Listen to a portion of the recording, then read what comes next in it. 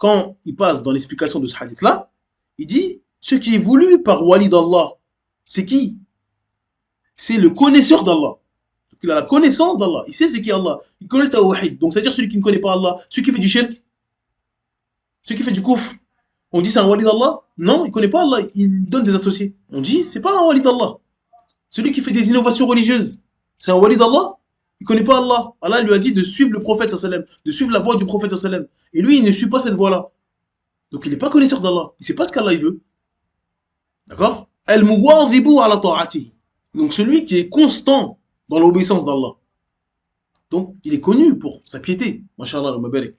La prière à la mosquée, le premier rang, l'apprentissage du Coran, l'apprentissage de la science, il met en pratique la sunna dans sa vie, etc. Donc, c'est sa vie. Sa vie, c'est la mise en pratique de la religion. Et il obéit à Allah Azza wa Jal, il ne désobéit pas. N'oubliez pas. Man amila amalan laysa alayhi amruna fahuwa raddun. Celui qui fait une œuvre sur laquelle il n'y a pas notre ordre, son œuvre est rejetée. Donc, il n'est pas dans l'obéissance d'Allah. Il désobéit à Allah et son messager. Il innove dans la religion.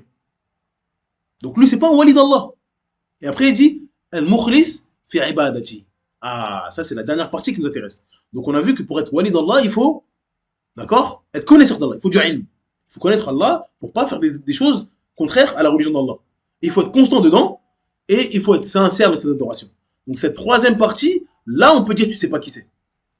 Là, mon frère Bilal, tu peux dire cette troisième partie, tu ne sais pas qui c'est. Donc, il y a trois conditions.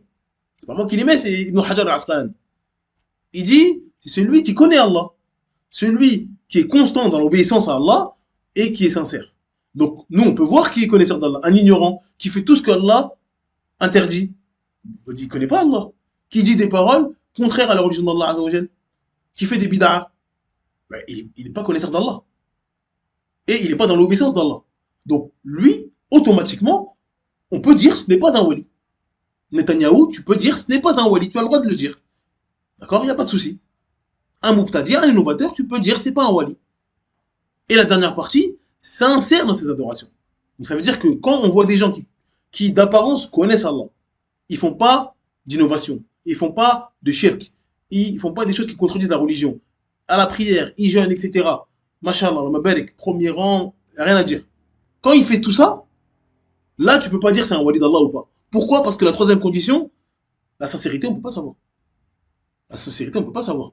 Donc, les œuvres apparentes, l'obéissance, etc., on peut savoir, on peut voir. Mais la sincérité, Allah wa'alam.